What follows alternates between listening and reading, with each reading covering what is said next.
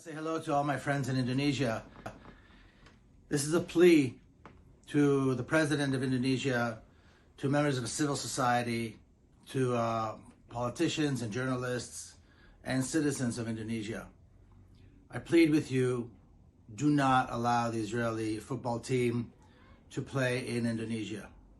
Allowing the Israeli football team to enter Indonesia and to participate in the games legitimizes the apartheid regime of Israel, legitimizes the oppression of Palestinians, gives permission to Israel to continue to kill and to oppress Palestinians and tell Israel that they can get away with it. And even a great Muslim country like Indonesia will look the other way and allow the Israeli team to participate. Palestinians are fighting every single day, as I'm sure you all know, fighting every single day for their freedom, for their lives, for their children. It is imperative that the international community stand with Palestine. It is imperative that there be no tolerance for Zionism, no tolerance for the state of Israel. I'm speaking to you from Washington, D.C., which is not only the capital of the United States, but it's the capital of support for Israel.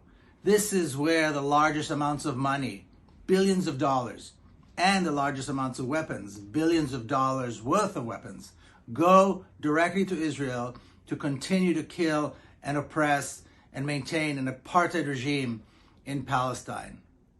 Palestinians cannot win this alone. They cannot gain their freedom without our support. They cannot gain their freedom without the Arab and the Muslim countries supporting them.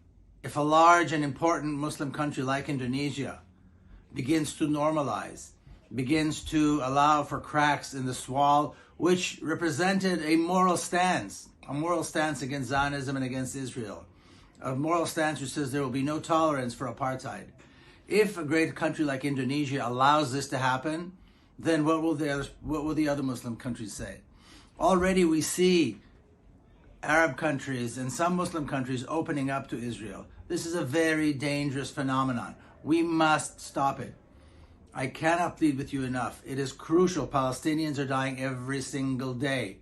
Israeli society must know that as long as they vote for an apartheid government, as long as they maintain an apartheid regime, as long as they do not stand up and demand freedom for Palestinians, as long as they maintain this brutal siege against the people of Gaza, a brutal and unnecessary and unjustifiable blockade, keeping over 2 million people in the Gaza Strip, basically in open-end prison, maintaining 3.5 Palestinians in ghettos within the West Bank, maintaining Palestinians in the Naqab who are citizens or so-called citizens of the state of Israel, maintaining this brutality of thousands of home demolitions every year, and desecrating Jerusalem, desecrating Al-Aqsa on a regular basis.